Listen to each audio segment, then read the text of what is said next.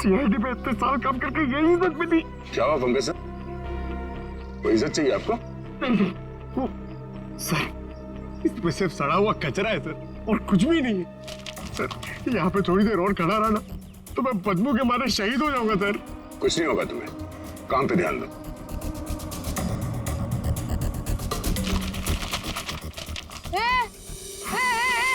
ये क्या कर रहे हो? ये मेरा इलाका है, यहाँ मैं किसी और को कब्जा जमाने नहीं दूंगी। अरे कौन कब्जा करना चाहता है? मेरा बच्चा।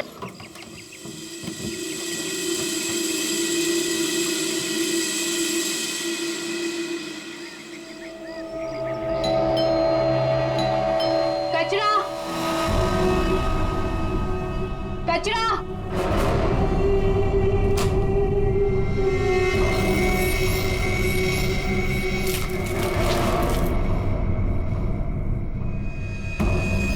इसको सही जगह फेंकना और संभाल के देना, कोई देखे नहीं। आप चिंता मत कीजिए, मैं सब संभालूंगी।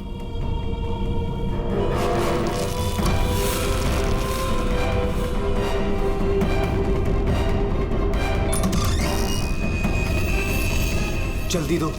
कौन है बेटा? कोई नहीं माँ, कचरा वाली थी।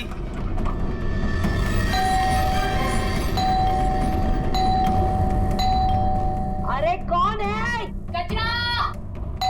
अरे आ रही हूँ। क्या बैग खराब कर देगी? है? तू कौन है? मैडम, मैं ना नई सफाई वाली है। वो क्या है ना, सविता गांव गई है तो उसकी जगह मेरे को रखा है यहाँ पे। ये सेक्रेटरी भी ना इन्फॉर्म ही नहीं करता है और किसी को भी रख देता है काम पे। क्या मैडम, सुबह सुबह चिलम चिली करने का। लाओ, वैसे भी मेरे को 10 और घरों में जाना है। लाओ जल्दी दो। है तेवर तो देखो, जैसे ऑफिस ही जाना है तुझे। चल जा, नहीं देते डब्बा। हाँ हाँ तो मत दे, वैसे भी तेरे कचरे से कितनी बदबू आ रही है। अच्छा, परफ्यूम मार के दूं कचरा तुझे? अरे तो मैं मरी नहीं चाह रही हूँ लेने के लिए। बात तो ऐसे करी है जैसे लगता है कचरा नहीं सोना मांग लिया हो।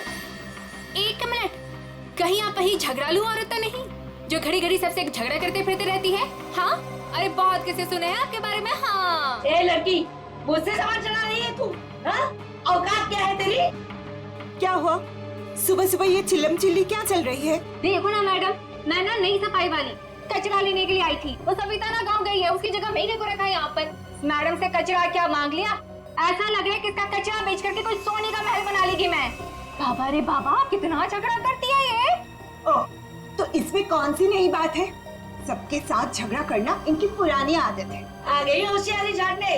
ए सुन, हमारे फटे में टाउन बताना, माइंड योर ओन बिजनेस। चल, देख रहे हो ना कैसे झगड़ा कर रही है ये। वाह वाह, बड़ी आई, माइंड योर ओन बिजनेस। पहले अपने माइंड का इलाज कराओ। सबके नाक में दम करके रखा है अपने रोज के झगड़ों की वजह से।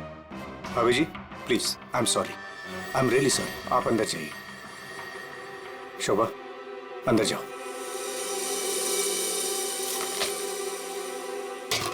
जाओ। खाली लड़ते रहती है, पता नहीं कैसी औरत है ये। आपको बीच में आने के लिए किसने बोला? हाँ, अगर आप बीच में नहीं आते थे ना तो उस रत्ना की बच्ची को देख लेती थी मैं। मुझे अंदर ले आए सो आए, आपने सॉरी बोला उसे? सॉरी बोला? अरे किससे पूछ के सॉरी बोला? हमेशा से गलत काम करते हो, हमेशा से गलत काम करते रहते हो। हाँ हाँ हाँ, सब हमारी गलती है, हमारी गलती है सब। लोग हमसे बात नहीं करते, लोग हमें देख करके दूर भाग जाते हैं, कोई हमें अपने घर में नहीं बुलाते, सब हमारी गलती है। शोभा प्लीज देखो, शोभा इस तरह से बात बात में लोगों के साथ झगड़ा करना बंद कर दो।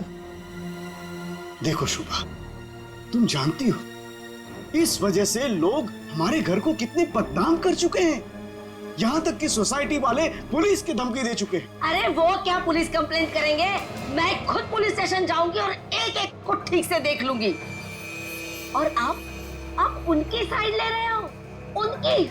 आपको अपनी बीवी की कोई फिक्र नहीं है क्या?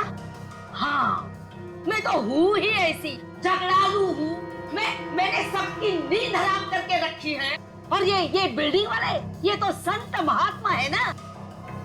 बहू, वो लोग भी गलत हो सकते हैं, लेकिन लोगों से बात करने का एक अलग ही तरीका होता है। आइए आइए, पधारिए। अरे मैं तो वही सोच रही थी कि अब तक आप कैसे नहीं पधारी अपने लाडले की तरफदारी करने के लिए।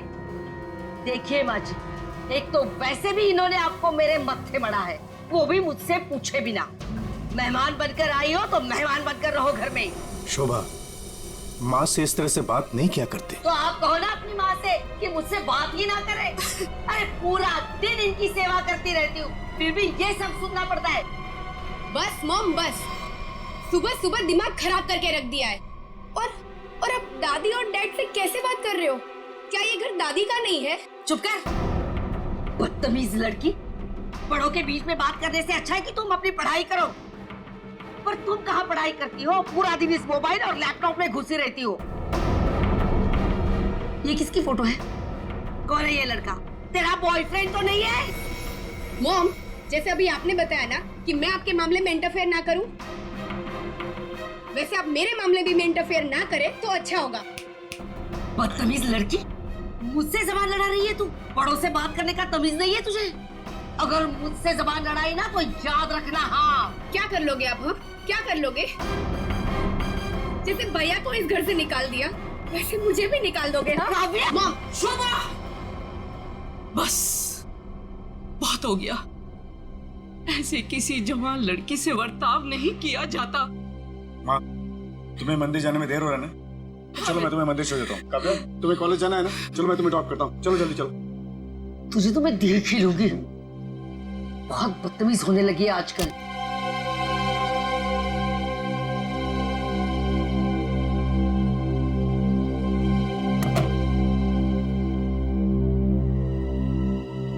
आने दो इस बुढ़िया को मंदिर से, दरवाजा ही नहीं खोलूंगी। देखती हूँ अंदर कैसे आती है।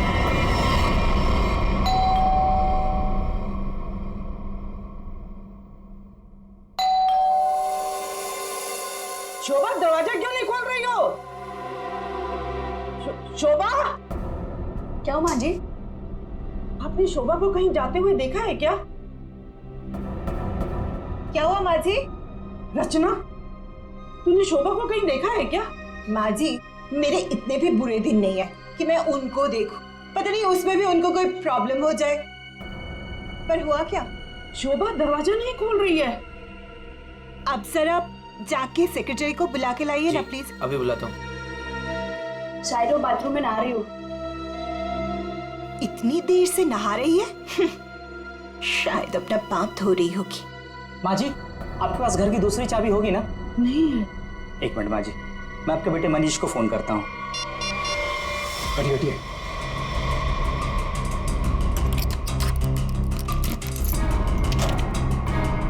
माँ, दरवाजा अंदर से बंद है। अंदर से कैसे बंद है?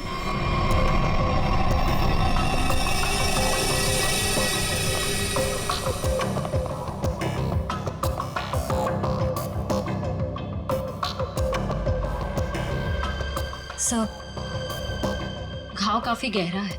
लगता है किसी भारी चीज से वार किया गया है।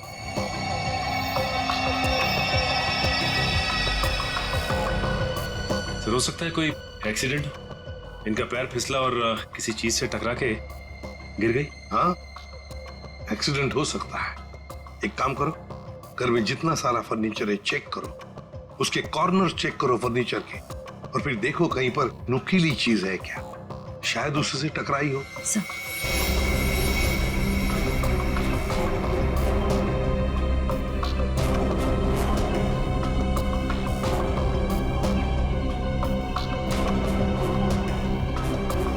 सर। हाँ निखिल। सर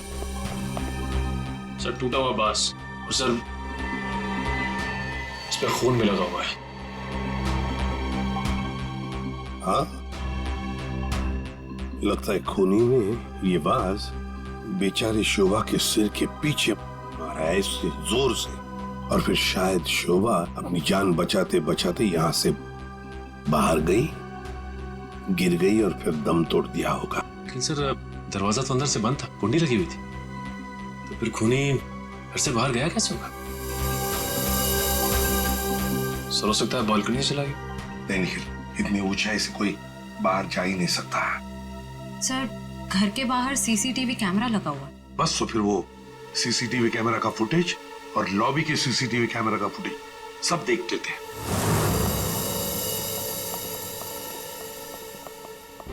मनीष जी, आज सुबह आप, आपकी माँ और बेटी काव्या जब घर से बाहर गई तब शोभा जिंदा थी, है ना? जी सर। मतलब शोभा जी का कत्ल हुआ सुबह 10:30 बजे के बाद में ही। पर काव्या तुम 11 बजे कॉलेज से वापस क्यों आ गई थी? देखो चुप रहने का कोई फायदा नहीं है, हमने लॉबी के सीसीटीवी फुटेज में देख लिया है। तुम ठीक 11 बजे बिल्डिंग में अंदर आई थी। काव्या, तुम कॉलेज नहीं गई? वो मेरा फ्रेंड अश्मित हमारी विंग में रहता है, मैं उसी से मिलने वापस आई थी। अपने बॉयफ्रेंड से मिलने गई उसी वक्त जिस वक्त अपनी माँ का कत्ल हुआ।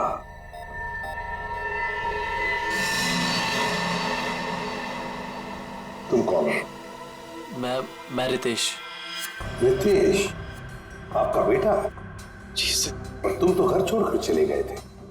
जी वो मैं घर छोड़कर नहीं गया था, मुझे इनकी पत्नी ने घर से निकाल दिया था। मतलब तुम्हारी माँ ने? यही आदर रखते हो अपनी माँ के लिए? यही संस्कार दिया?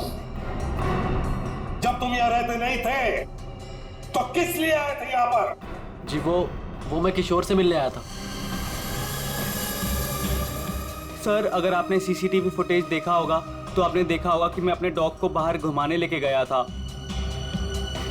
क्या बात है किशोर, जब ये रितेश तुम्हारे घर पे तुमसे मिलने आया तो तुम अपने घर से बाहर कुत्ता घुमाने निकल गए? हाँ सर वो हमेशा आता जाता रहता है, पर इसमें प्रॉब्लम क्या है? प्रॉब्लम है शोभा जी का कत्ल हुआ है, समझे? चलो तुम सबकी बातें मान ली, बच्चे बिल्डिंग में आए अपने दोस्तों से मिलने मगर घर नहीं गए। बिल्डिंग के अंदर बाहर लोग आते जाते रहे और शोभा जी के घर के बाहर कोई नहीं आया। काश अगर कोई भी एक भी शोभा जी से मिलने जाता तो शायद आज बेचारी मासूम शोभा बच जाती। सर वो कोई बेचारी औरत नहीं थी, जैसी औरत थी उसके साथ वैसा ही हुआ। क्या मतलब? माफ कीजिएगा मनीष भाई, सोसाइटी की इज्जत का सवाल है। सर शोभा जी का सोसाइटी में किसी के साथ भी बिहेवियर अच्छा नहीं था, आए दिन छोटी छोटी बातों में झगड़ा करती थी। इवन सर आज भी उनका झगड़ा हुआ था। झगड़ा हुआ था? किसके साथ? इनसे, रचना जी से।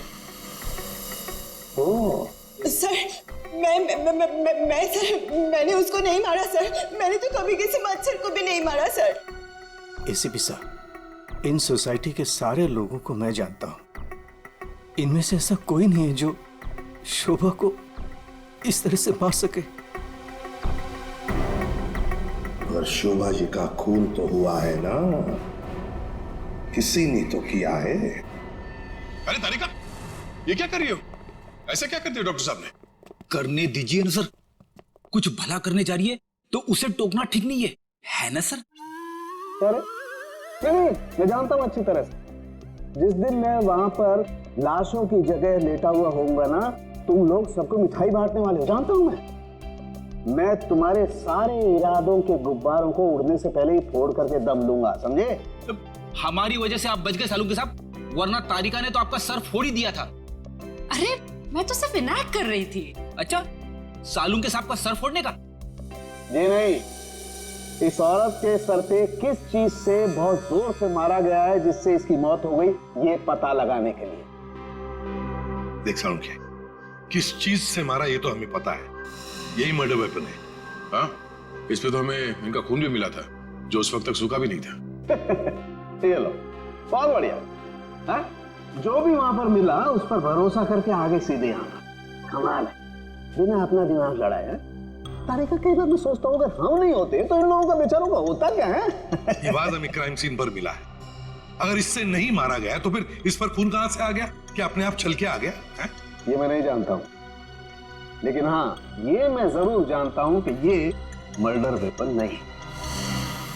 डॉक्टर साहब आप इतने कॉन्फिडेंस के साथ कैसे कह सकते हैं? हाँ अब आए पॉइंट पर। तो सुनो, इस औरत की मौत हुई है खोपड़ी की हड्डी टूट जाने की वजह से, और हड्डी टूटी नहीं, चकनाचूर हो गई। और ऐसा तभी हो सकता है जब जबरदस्त तरीके से इस पर वार किया गया, बहुत ज्यादा इंपैक्ट की जरूरत होती है। और इस बात से कितनी भी जोर से क्यों ना मारा गया, हड्डी इस तरह से चकनाचूर नहीं हो सकती। अगर इनका खून इस आवाज से नहीं हुआ है तो फिर किस चीज से हुआ? बहुत भारी चीज से इसके सर पे वार किया गया है। बहुत भारी चीज से? तो फिर साळुंखे, हमें वहां क्राइम सीन पर इसके अलावा और कोई भारी चीज नहीं मिली, समझे? दया, इसके पास और कोई जवाब नहीं है, हमारा टाइम बर्बाद कर रहा है। चलो। एक मिनट, मैं टाइम बर्बाद कर रहा हूँ? हाँ। मैं डॉक्टर साळुंखे तुम लोगों का टाइम बर्बाद कर रहा है? हाँ।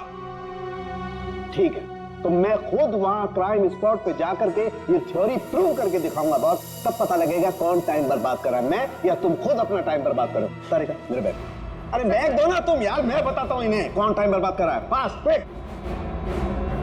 सब अभी बता दो, मैं टाइम बर्बाद कर रहा हूँ।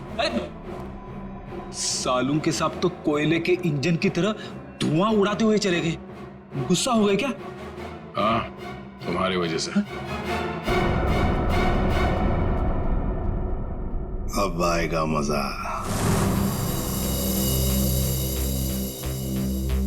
सब कुछ ढूंढ लिया, आप क्या ढूंढेंगे? अपना सर ढूंढो। कहा था ना यार तुमसे, कोई भारी चीज से मारा गया तो भारी चीज ढूंढो ना प्लीज। साहब क्या लगता है, इससे मारा होगा? सर क्या इससे मारा होगा? नहीं, इससे नहीं हो सकता। सर ये देखिए सर, काफी भारी है सर, इससे मारा होगा। सर पे मार के देखो, अगर सर खुल जाएगा तो मान लो। आपके सर पे कैसे मार? शट अप यार साळुंखे, क्यों टाइम बर्बाद कर रहा है हमारा तू? बस प्लीज मुझे ढूंढने दो। एक काम करो, आप लोग बैठो, मैं जरा ढूंढता हूँ प्लीज।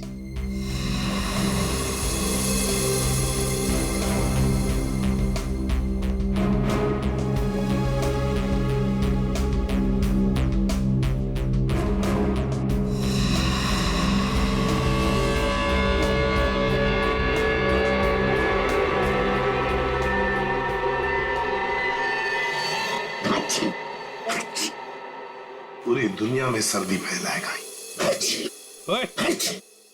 अरे यार क्या हो गया? सर क्या हुआ, आप इतना चीख क्यों रहे हैं? मसाला मसाला मसाला। हाँ सर, चारों तरफ मसाला गिरा हुआ है और यहाँ पे निशान भी है। लगता है मसाला कूटने का खलबट्टा रखा था यहाँ पे। सर बट्टा तो काफी भारी भी होता है। एक काम करो, आसपास जितने भी घर हैं, सारे के सारे घर चेक करो। श्रेया, दादी माँ को लेकर आओ।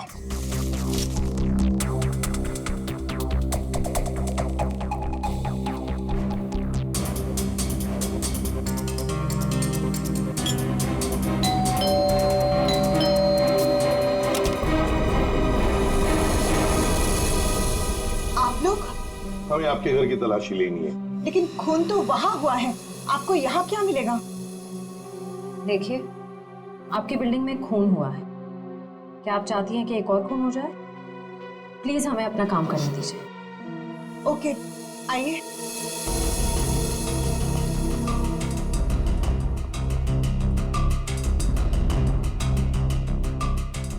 शोभा भी ना मरने के बाद भी मेरी पीछा नहीं छोड़ेगी।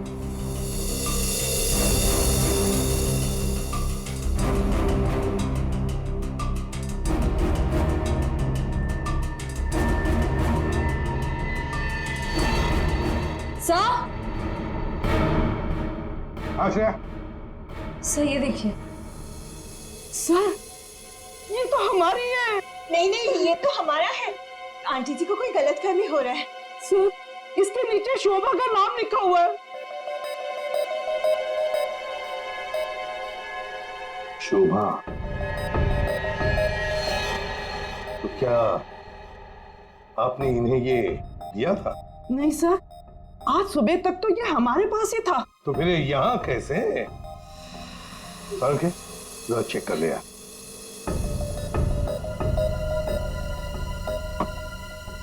वो क्या है ना सर, मैंने गुल्लू के पापा को छोले खिलाने का वादा किया था। शोभा जी तो मर ही गई थी, वो इससे क्या करती, इसलिए मैं ये लेके चली आई।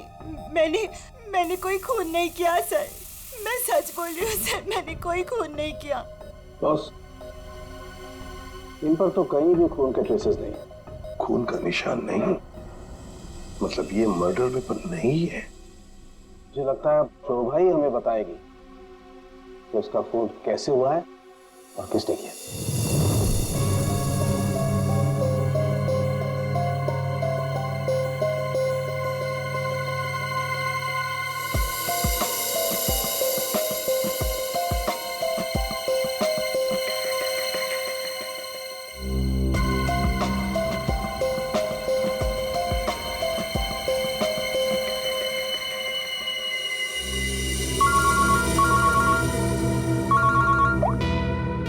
आसान के बोल। अच्छा, गेरू मिट्टी। अच्छा ठीक है सचिन, मर्डर वेपन का पता चल गया है। और वो क्या है सर? गमला। गमला? हाँ गमला। साळुंके को शोभा के कान में गेरू मिट्टी के कुछ अंश मिले। गेरू मिट्टी जो गमले में इस्तेमाल होती है। सर, हमें शोभा के घर में एक भी फ्लावर पॉट नहीं मिला है। देखते हैं।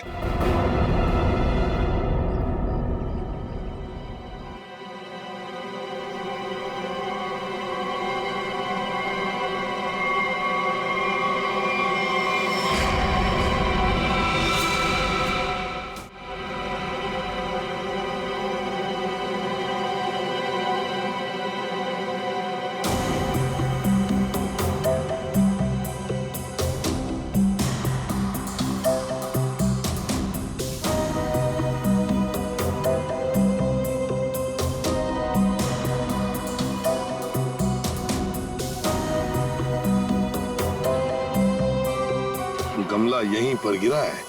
पर सर, गमला गया कहाँ?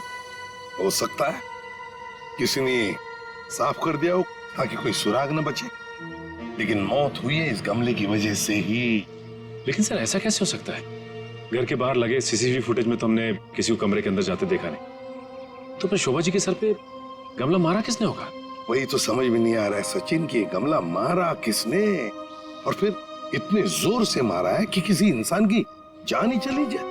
हाँ सर, सवाल ये भी है कि बंद कमरे से खूनी बाहर गया कैसे?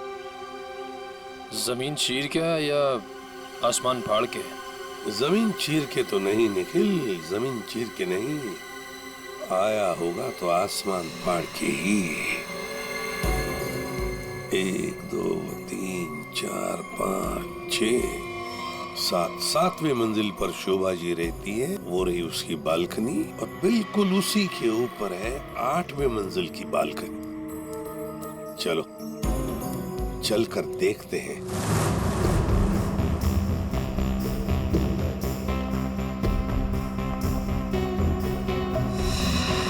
सर, आश्रया, सर ये देखिए, स्टैंड जैसा कुछ है। स्टैंड जैसा तो है।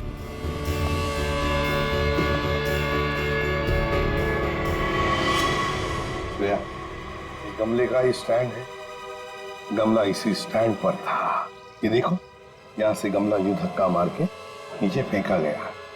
ये फ्लैट किसका है? सर, किसी एनआरआई का है, और बिल्डिंग का सेक्रेटरी होने के नाते इसकी चाबी सिर्फ मेरे पास ही रहती है सर। क्या हाल फिलहाल में यहाँ पर कोई आया था? मुझे नहीं पता। तुम्हें पता नहीं? तो फिर इसका एक ही मतलब हो सकता है कि जबकि इस फ्लैट की चाबी सिर्फ तुम्हारे पास ही है, तो इस फ्लैट में भी सिर्फ तुम ही आए होंगे। ये क्या कह रहे हैं सर? मेरे कहने का मतलब है कि फ्लैट की चाबी उन्होंने मुझे दी थी। क्या है सर कि सारे एम्प्टी फ्लैट की चाबी ऑफिस के ड्रॉअर में होती है। एजेंट लोग सर कभी भी आते जाते रहते हैं, तो सर मैं 24 घंटे उनके लिए घर पे थोड़ी ना रहूंगा सर। ये खाली फ्लैट्स की चाबियां ऑफिस में रहती है, ये बात सबको पता है? हाँ, हमारे सारे रेजिडेंट्स और सारे कमिटी मेंबर्स को ये बात पता है। हमारे अलावा कोई भी कभी भी ऑफिस जाकर चाबी ले सकता है। वाह, देखा, कितने अच्छे सेक्रेटरी है ये सोसाइटी के, जबकि सारी जिम्मेदारी तुम्हारे ऊपर है। फ्लैट के अंदर कोई भी घुस सकता है, कुछ भी कर सकता है। यहाँ तो एक खून हुआ है, खून, समझे? और ये जिम्मेदारी सिर्फ तुम्हारी है। सर खून तो शोभा जी के फ्लैट में हुआ है सर, इससे इस फ्लैट का क्या कनेक्शन हो सकता है सर? जाइए आप, जाइए नीचे और सबको इकट्ठा कीजिए, सारे रेसिडेंट्स को कंपाउंड में। जाइए जल्दी। जी सचिन, ये देखो, हम हैं 8वें मंजिल की बालकनी पर और शोभा जी रहती थी 7वें मंजिल पे। जब शोभा जी वहां अपनी बालकनी से बाहर झुकी होगी किसी काम की वजह से, तब 8वें मंजिल के मतलब यहां से वो गमला शोभा जी के सिर पर मारा गया, ठाम करके ऐसे।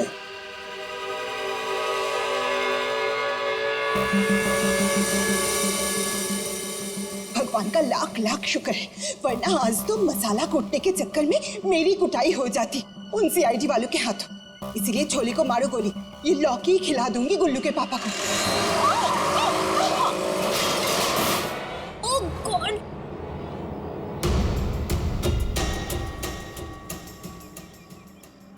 ये क्या किया? आज तो शायद लौकी भी नसीब में नहीं है। एक्सक्यूज मी, हाँ गलती आपकी है। एक तो आप मेरे बीचों बीच आ गई, उल्टा आप मुझे सुना रही हैं।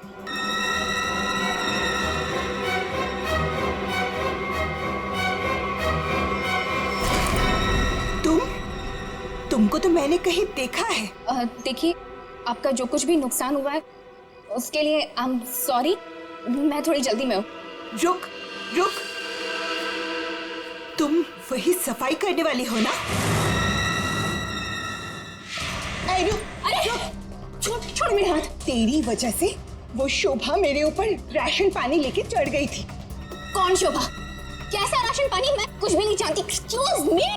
अरे स्क्वीज तो तेरी आज मैं करूंगी।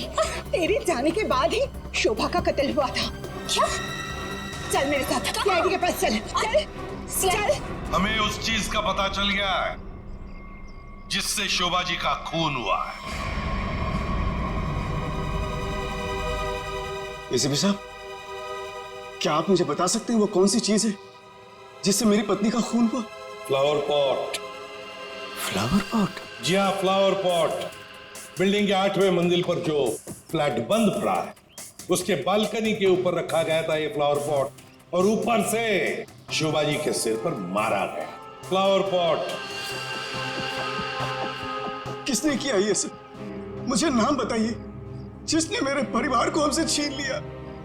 बताइए एसीपी साहब, कौन है वो? ये तो कहना पड़ेगा कि बड़ा चालाक खूनी है ये, बहुत अच्छी तरह से प्लानिंग की थी, लेकिन भूल गया कि कोई भी कातिल कितना भी चाहे चालाक क्यों ना हो, कोई ना कोई गलती तो कर ही जाता है। जानना चाहते हो कौन है वो खूनी? आप में से ही कोई है, आप में से। ये सफाई करने वाली है। आज सुबह जब शोभा का खून हुआ था उससे पहले मैंने इसको बात करते हुए देखा था। अभी भेस बदलकर भाग गई थी। देखिए, मुझे नहीं पता कि ये औरत कब से क्या बकवास की जा रही है। मैं तो यहाँ पर पहली बार आई हूँ। मेरा हाथ छोड़ो ना। मैं सच बोल रही हूँ, मैंने इससे झगड़ा करते हुए देखा था। मुझे तो लगता है यही खूनी है सर। क्या बकवास की जा रही हो तुम? हम पता लगा लेंगे। जरा देखिए इस लड़की को और बताइए, क्या आप में से किसी ने इसको देखा है आज सुबह? हाँ सर, मैंने देखा इस लड़की को। सर, ये वही लड़की है जो आज सुबह में शोभा जी के साथ लड़ रही थी। रुक, कहाँ भाग रही है?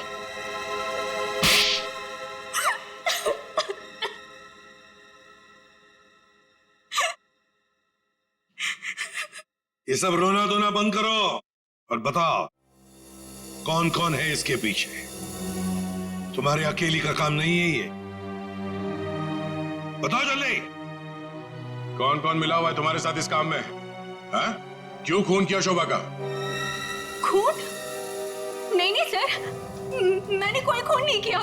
मुझे कुछ नहीं पता, मैं सच कह रही हूँ। जमाना बड़ा बदल गया है सर। इतनी महंगी घड़ी और ब्रांडेड चप्पलें पहन के घूम रही है। यहाँ तो सीआईडी में ईमानदारी से काम करने के बाद पिछले 5 साल में ये वाले जूते पहन पाया हूं मैं। सच कह रहे हो फ्रेडी, लेकिन ये है ना, मुखौटा पहनिए सफाई कामगार का, है तो कोई और ही। उर्वी, ऐसा नहीं बताइए। हाँ बोल नहीं, प्लीज प्लीज मैम, मुझे मत मारिए, मैं बताती हूँ, मैं सब सच बताती हूँ। दरअसल मेरे पास एक फोन कॉल आया था। कौन लोग थे मुझे नहीं पता, लेकिन वो लोग शोभा से बदला लेना चाहते थे। बदला कैसे लेना है वो सारे इंस्ट्रक्शन मुझे फोन पर बता दिए गए थे। मैंने बस उसे फॉलो किया था और कुछ नहीं किया था, खून नहीं किया था सर। एक अनजान आदमी ने तुम्हें फोन कॉल किया और तुम उसकी मदद करने के लिए तैयार हो गई? हाँ सर। ऐसी क्या दुश्मनी थी तुम्हारी शोभा से? सर शोभा अच्छी औरत नहीं थी, वो बहुत ही घमंडी और झगड़ारू किस्म की औरत थी। सर मैं एक स्टोर में सेल्स गर्ल का काम किया करती थी। मेरे स्टोर में आई वो एक दिन, नेल पेंट दिखाने के लिए कहा। नेल पेंट का ढक्कन जब मैं खोल रही थी तो सर गलती से वो नेल पेंट की कुछ बूंदें उसके साड़ी के पल्लू पे गिर गई थी सर। उसके बाद उसने जो हंगामा खड़ा किया, मैंने उससे माफी मांगी, मिन्नती की कि प्लीज मुझे माफ कर दीजिए, लेकिन उसने मेरी एक बात भी नहीं मानी। मैनेजर के पास चली गई सर। मैनेजर ने मुझे नौकरी से बाहर निकाल दिया। 2 महीने तक मुझे कहीं कोई नौकरी नहीं मिली। घर का किराया तो दूर, खाने तक को मेरे पास पैसे नहीं थे। मकान मालिक मेरे सिर पर चढ़ करके मुझे परेशान करने लगा, कहा कि निकलो मेरे घर से। सर उसने मेरी पूरी जिंदगी तबाह कर दी। फिर मैंने ठान लिया था कि उस शोभा से मैं बदला जरूर लूंगी। इसलिए तुमने कानून को अपने हाथ में लेने का फैसला किया है? सर मैं मानती हूँ कि मुझसे बहुत बड़ी गलती हो गई। प्लीज आप लोग मुझे माफ कर दीजिए प्लीज। ये लो, सब कुछ मान लिया तो माफी मिल गई, ऐसे लगता है तुम्हें? है? तुम्हारी सजा हम कम कर सकते हैं, मगर एक शर्त पर। हाँ सर, मुझे आप लोगों की सारी शर्त मंजूर है। बताइए मुझे क्या करना होगा? तो ये बताओ कि फोन पे एग्जैक्टली क्या इंस्ट्रक्शन दिए गए थे तुम्हें? मुझे बस वो फ्लावर पॉट गिरने के बाद उसे साफ करने के लिए कहा गया था। वो फ्लावर पॉट जैसे बालकनी से शोभा के सर से टकराकर नीचे गिरा तो मेरे पास उसे झट से साफ करके वहां से मैं निकल गई। बस यही किया था मैंने। वो फ्लावर पॉट किसने फेंका था? Flower pot? नहीं, किसी ने फेंका नहीं था। किसी ने नहीं फेंका? ये कैसे हो सकता है? कोई तो ऊपर था फेंकने वाला। नहीं सर, मैं सच कह रही हूँ, वहाँ पर कोई नहीं था। वो फ्लावर पॉट अपने आप गिरा था। कौन था ऊपर? यकीन कीजिए, मैं क्यों झूठ बोलूंगी आप लोगों से।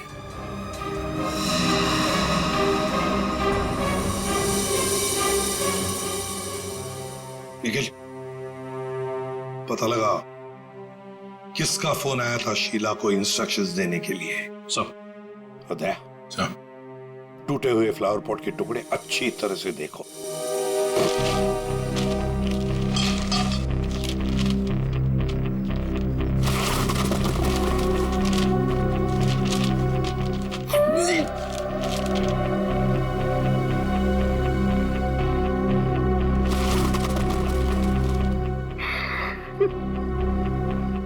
सीआईडी पे इतने साल काम करके यही इज्जत मिली। क्या हुआ पंकज सर? कोई इज्जत चाहिए आपको?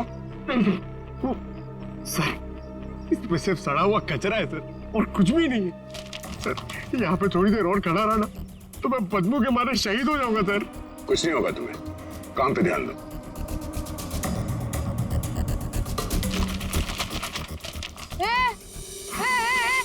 ये क्या कर रहे हो?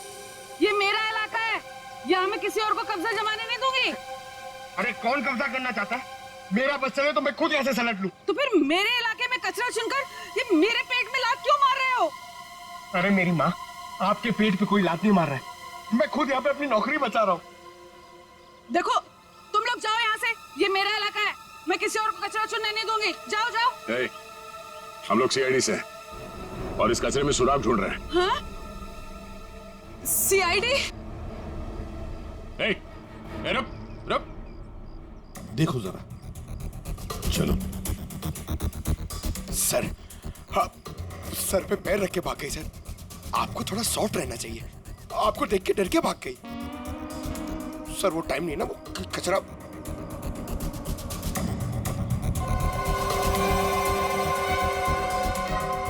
सर, हाँ? ये देखिए, ये कुछ गमले के टुकड़े मिले हैं।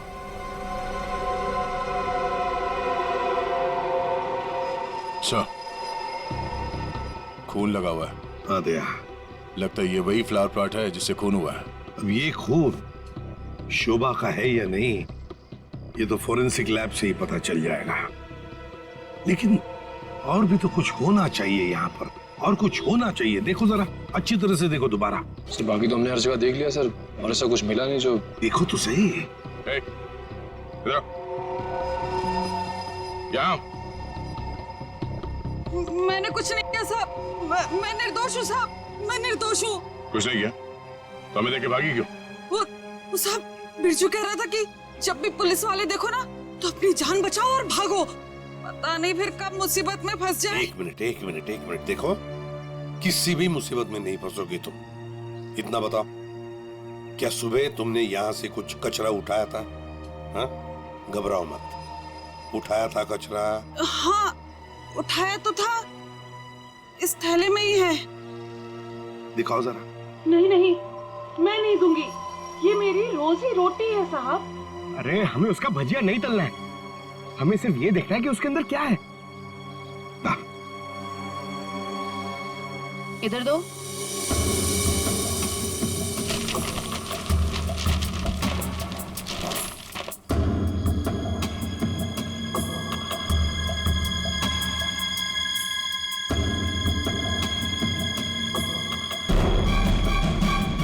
खिलौने का बॉक्स है सर, एड्रेस भी लिखा हुआ है। ओह, तो ये है खूनी।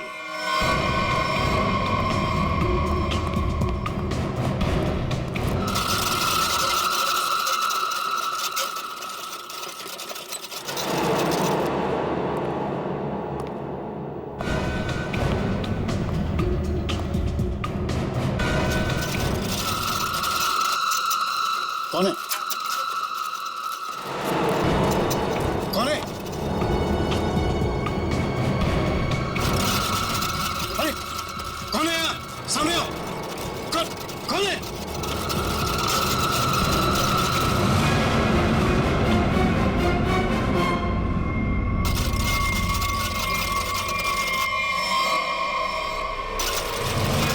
मनीष बाबू,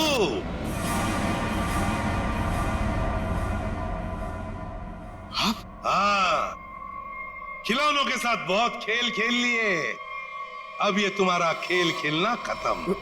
मैंने आगे रास्ता बंद है। मैंने कुछ नहीं किया।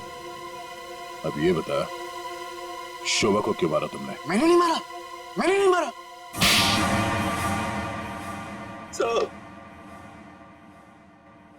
शोभा एक झगड़ालू औरत थी साहब, झगड़ालू औरत।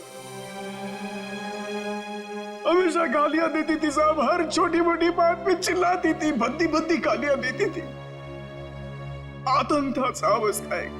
हम सबको वो मेंटली टॉर्चर दे रही थी साहब, लेकिन फिर भी हम सबने सहा, हर बात को सहा साहब। जब तक ये बात घर के चार दीवारी तक थी तब तक तो ठीक था, लेकिन धीरे धीरे ये बात साहब घर के चार दीवारी से बाहर निकल के मोहल्ले तक फैल गया। आए दिन लोग पड़ोसी हमारे पास आते थे कंप्लेन लेकर के, शोभा ने किसी का झगड़ा किया, मारपीट किया। तंग आ चुके थे साहब, हम लोग तंग आ चुके थे। फिर भी हमने शोभा को समझाने की कोशिश की, मगर वो नहीं समझती थी साहब। हमने तो थक के छोड़ दिया था ये सोचना कि उसे समझाना रोकना हमारे लिए मुमकिन ही नहीं है साहब।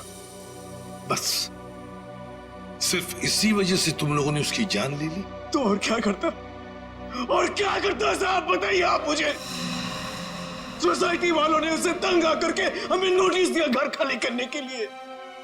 अगर हम घर खाली नहीं करते इस सूरत में वो हमें पुलिस की धमकी दी। अगर ऐसा था तो डिवोर्स दे देते उसे मारने की क्या जरूरत थी? उसकी भी कोशिश की थी साहब, मैंने मगर उसने मुझे धमकी दी थी कि अगर मैंने उसे डिवोर्स दिया तो वो मुझे कोर्ट में घसीट के ले जाएगी। मेरे ऊपर डोमेस्टिक वायलेंस का इल्जाम लगाकर वो मेरे ऊपर केस करने वाली थी साहब। मैं मजबूर था, कुछ नहीं कर पाया साहब। रितेश, शोभा तो तुम्हारी माँ थी ना? सर, माँ का प्यार इस दुनिया में सबसे बड़ा प्यार होता है सर, पर वो तो सिर्फ अपने आप से प्यार करती थी सर। उसकी जरूरतें, उसका घमंड सिर्फ उसके लिए ही था सर। इस वजह से जब उसे मेरे और मेरी गर्लफ्रेंड वानी के बारे में पता चला तो उसने इंसल्ट करके मुझे घर से बाहर निकाल दिया सर। और इसलिए जिस माँ ने तुम्हें जन्म दिया उसे ही मौत की नींद सुला दी तुमने, सिर्फ अपने खुशियों के लिए। हा? एक दिन रितेश मेरे पास आया एक सुझाव लेकर।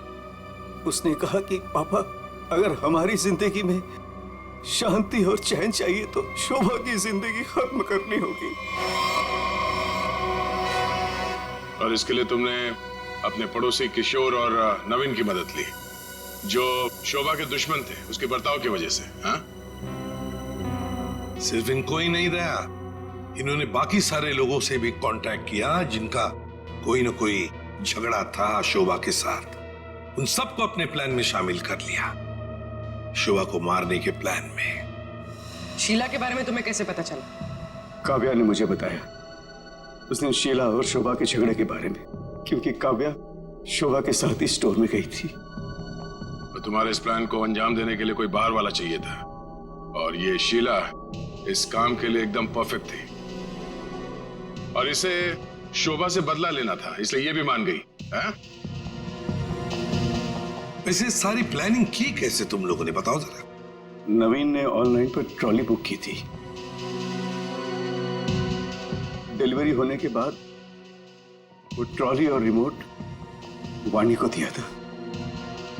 वाणी पेशे से इंजीनियर है साहब। वो ट्रॉली और गमले को किस तरह से रखना है इसकी प्लानिंग उससे नहीं की थी। और फिर वो ट्रॉली और रिमोट लाके किशोर को दे दिया। और फिर काव्या और रितेश ने मिलकर वो गमले और ट्रॉली को ऊपर बैल्कनी में सेट कर दिया। तुम्हें कैसे पता चला कि ये शोभा बालकनी में किस वक्त आने वाली, कितने बजे? साहब, हर रोज सुबह 10 बजे एक भाजी वाला ठेला लेकर के हमारे बिल्डिंग के नीचे आता है, और शोभा उस पर बैल्कनी में खड़े होकर के खड़ी खोटी सुनाती थी साहब, चिल्लाती थी, झगड़ती थी उससे। बस मुझे उसी मौके का इंतजार था।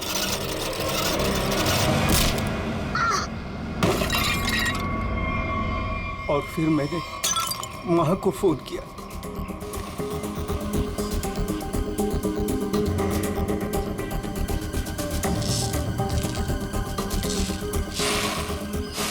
कभी एक बार भी नहीं सोचा कि शोभा के ऐसे स्वभाव के पीछे कोई वजह हो, कोई कारण हो सकता है उसे कोई दिमागी बीमारी हो जिसका इलाज हो सके? नहीं सोचा। तुम सब ने सिर्फ अपने ही बारे में सोचा, तंग आ गए उसके स्वभाव से, इलाज नहीं किया उसका, बस जान ले ली उसकी। कानून तुम सबको कड़ी से कड़ी सजा देगा।